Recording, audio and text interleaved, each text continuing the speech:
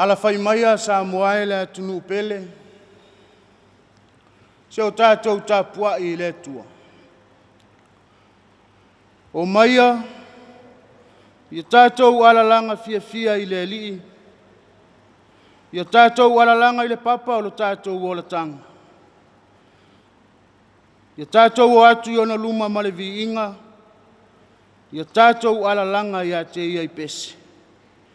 Wa o le li o le atua sili lea, o le tupu te le lava o ia e sili i atua umalawa.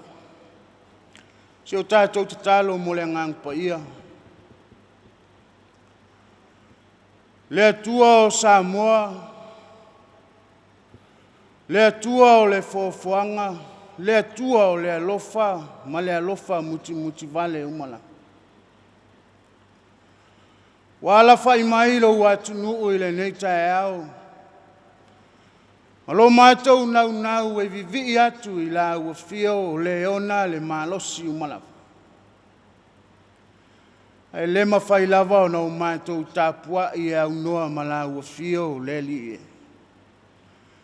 O le ala lea o mātou mua i wala au ai anganga pa i ai. A fio mai e tau to luaina le Tapuaiga lo atunu. Ia whai uina i le manuia. A ia whasilina ai le vi inga o la ua fio e whawawā. O Yesu Keriso lo mātou wali whaola wala tuai la mātou te tāna. Amen. O le whaitawina o le tuspaia.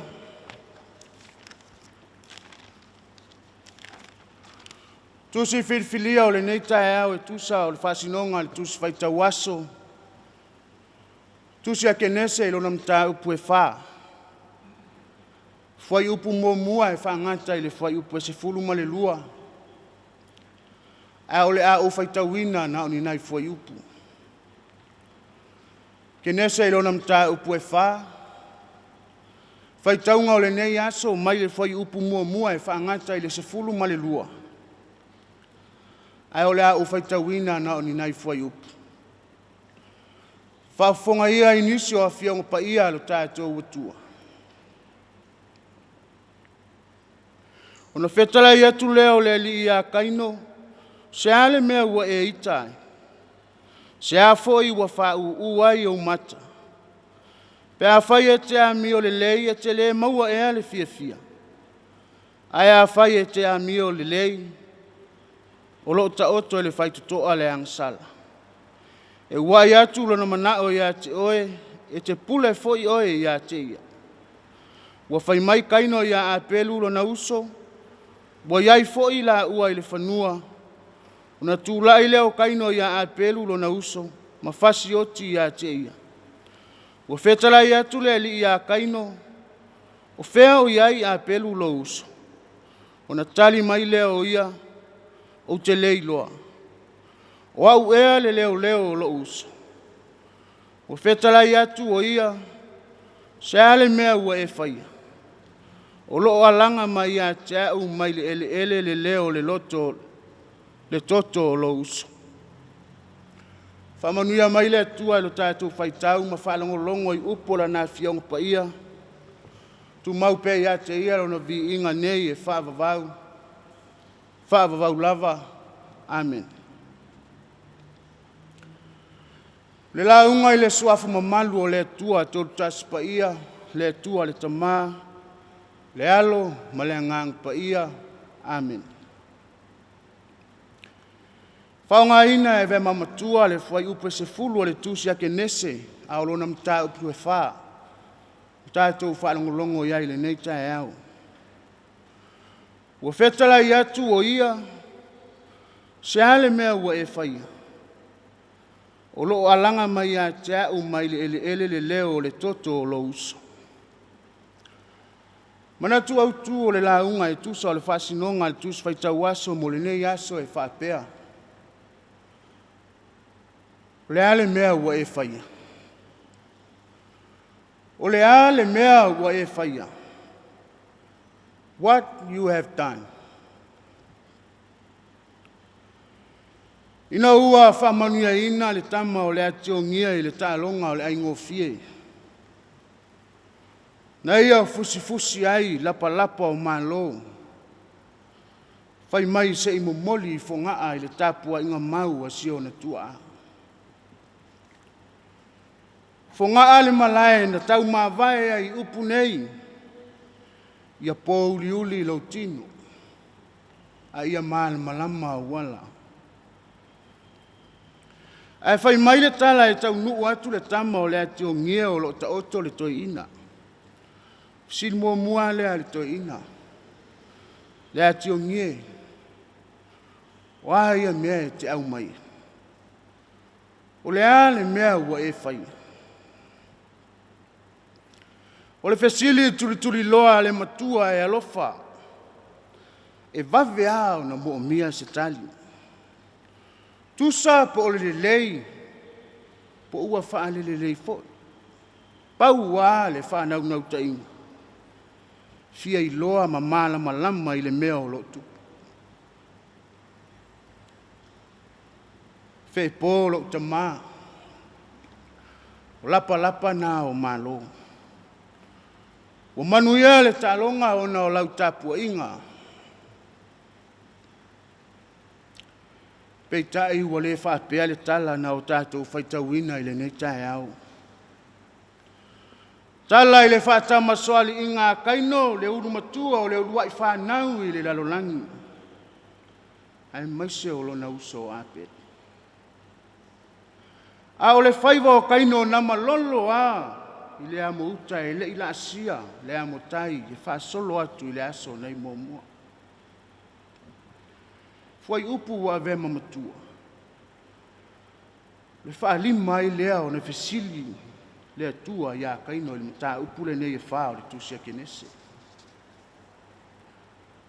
O le a le mea ua e whai. Au le fesili. Ai se a lava ua taa milo ai kaino. A ua le tali le fesili. Ua ngalo ia kaino o lo sisila fofonga o le li i mea umana te whaia. E le o langona e kaino. Le alofa whawhai lele o le atua mo ia. Na a pele mai ai o ia. O le alii o a inga o le lalolangi uma. Ai ese le mānei o le whaonga ino o fesili e mo moli mai ai le fina ngalo o le atua. O na whetala i atu leo le li i a kaino. Se a le mea ua e itai. Se a foi ua wha ai o mata. Pe a whai e te ami o le lei. E te le maua e a le fia. Mori mauola lea o le sila fia e le atua o mea uma. A o le alofa turi loa lea o le atua mo le tangata. O le alofa e le tu ai le tangata ua sala e ali. Ai sa ili mai pea. E sa ili mai pea.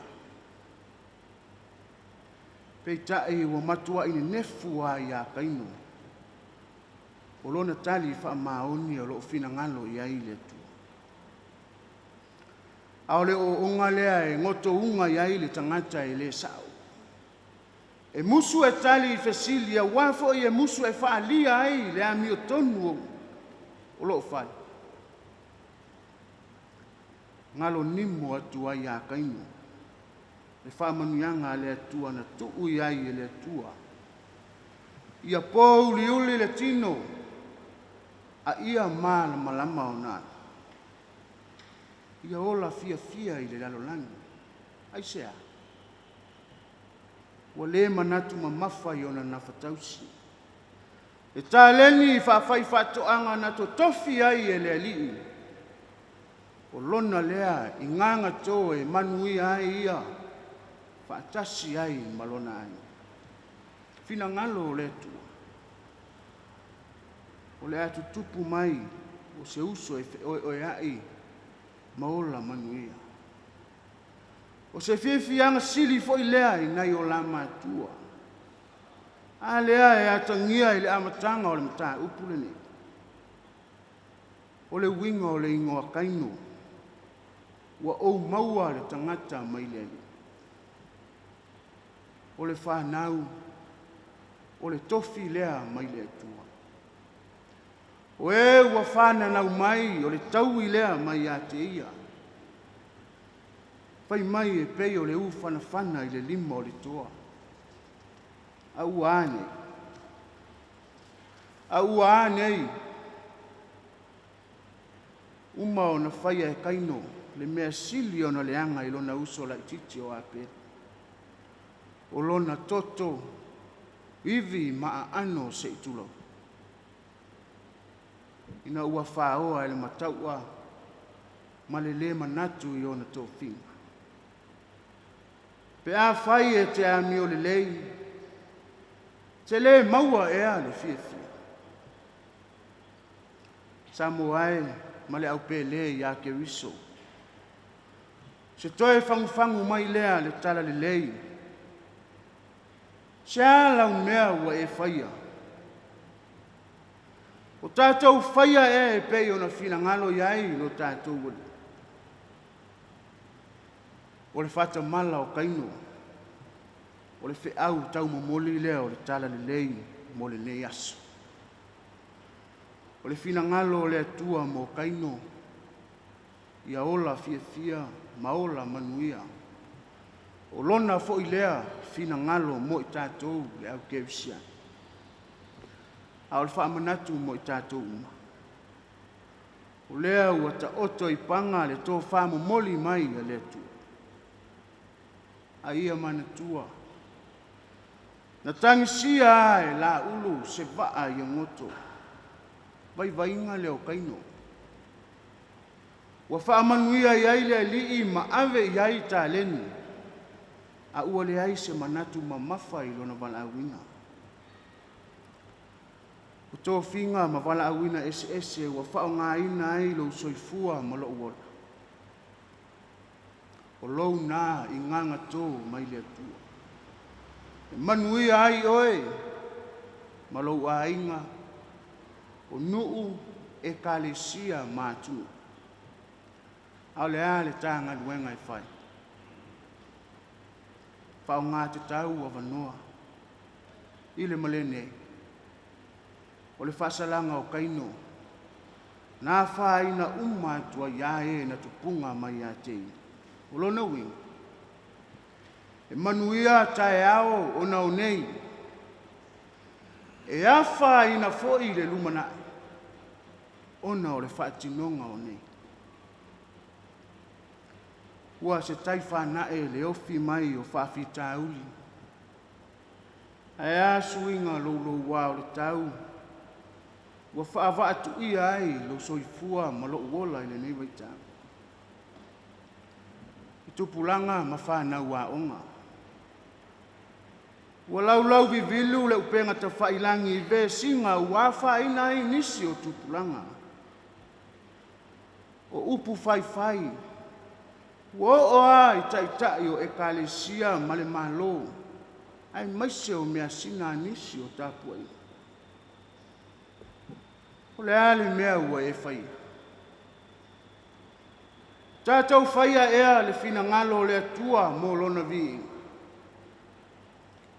Po nā lava e whina ua le tama ma le teine e whaali lona mālosi.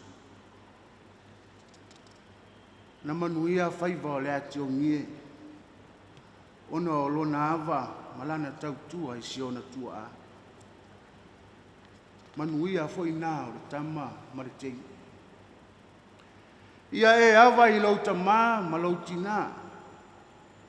Wha leva ai o waso I le nuu o le a fo ina mai e le lii lou atua I ate.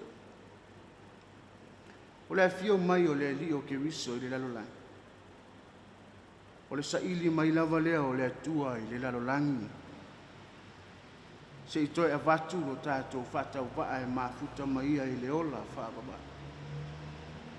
Pe a moni o no tātou talia lana whaaolatanga ua tapena o mo i tātou. O lona maliu, ma lona toe tū manu malo. Lo tātou wala lea i malo. Tu mau pe i le atua, lona vi inga e whaavavau lava, manuia tele fe au malava singa o le nei asu. Ona o Iesu. Amen. Tātou vi i le atua i lona vi inga, valu spumatasi. Valu spumatasi le vi inga o le atua, tātou vi i ai.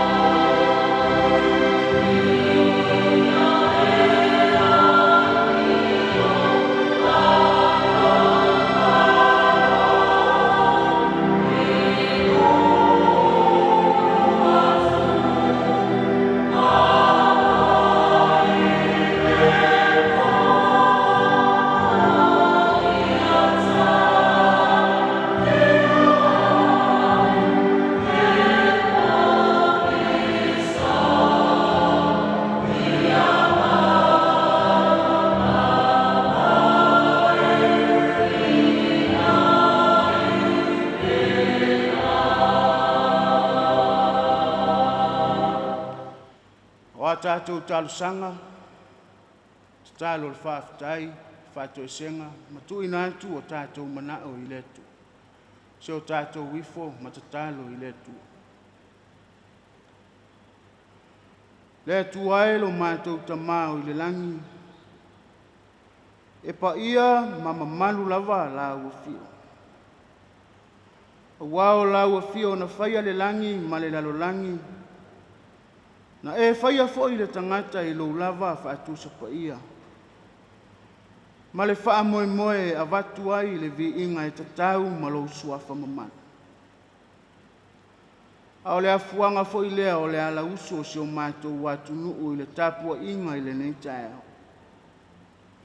Se o mātou wha leo lo mātou wanganga wha awhitai I la ufio.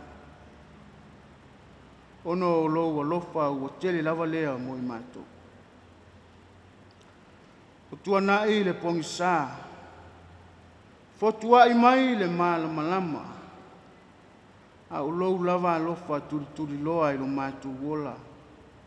Wo mātou mauai le nei a sofo. Whawhitai le malosi ma le ola. O lo e whaasoa mai pea mo I mātou I le aso ma le aso. Whawhitai lo tamau a inga e ala ese mai mo I mātou. Vi ia la ua fio na o tā leni ma ngā waa ua whao ngā ina I ai, soifua ma le ola o lo watu nune. Whawhitai mo lo mātou malo o Samoa. Ua whai mo mātou tofi wa o mātou wola fia ina. Whaamanuina lo suafa I le au noa. Ona o wa fionga pa ia ua whai lawa lea ma o mātou ta iala I lo mātou wola wha le whaatutua. Whawhitai le ngaluenga mana lo wa ngang pa ia. O lo o tautu o luaina I pea I mātou I aso. Sili a la mātou whawhitai. Ono lo walo Yesu Keriso. Na ofo ina mai lo na soifua mo I mātou o tangata angasala. O lona maliu ma lona toe tū mai le oti ma le tunga mai. Ua mātou mauai le ola whaavavau. Pea mātou whaatuatua pea ia teo.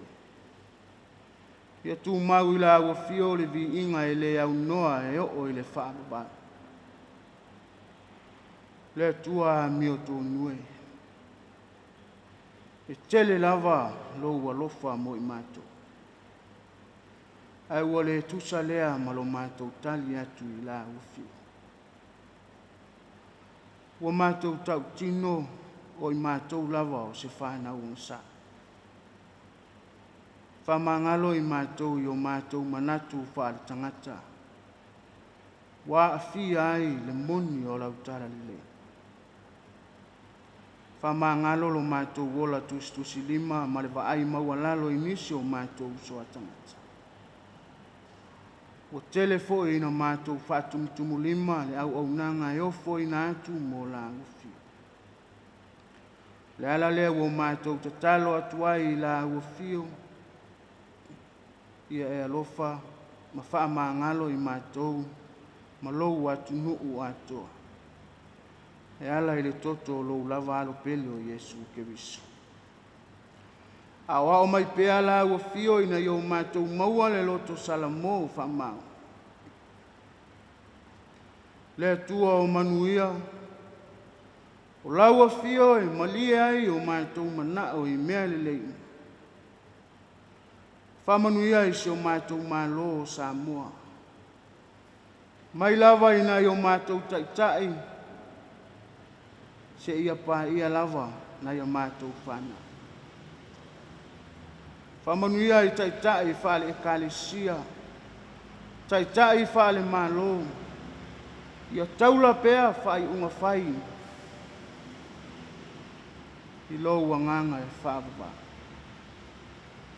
Le nei aso maona fufuanga uma. Ia iai pea lo mana la vea I se o mātou wola waiba. Wai fo I ua ala whai mai le loi mata malingi o na o lau wala aupa ia. ia iai le au whaamawhanawhana o la uwhi.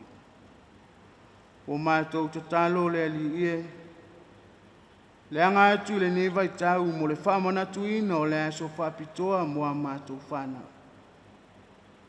Ia malu tia pea e la uwhio lo lātou wala. Whaapongi sa ina e la uwhio o lātou wala i le tele o anga o a fianga. Fotu wa imai le nevai tau le ola. Le lalo langi vevesi i taua ma whiwai vai a inga. Apa atu iai lo wa au whaamalolo. O ia mātou te talo. Whaatasi ma te talo le leo ai le loto o le tangata lava ia. Mātou te ofo ina atu i la ua fio e whaia lo whina. Ai aua o mātou loto. O mātou te talo e ala lava ia Iesu Keriso lo mātou wali i ma le whao. Ao le manuia ma le file mu o la ua fio le atua lo mātou tama. Le alofa si ese o Iesu Keriso lo mātou wali i ma le whao. Ma le mafutanga le motusia ma la ua fio a nganga pa ia. E tu mau mai lea i o mātou lunga o Samoa, ma lunga o lau fuafuanga i le lalolangi ato. Nei se ia o i le whaavavau lava. Amen.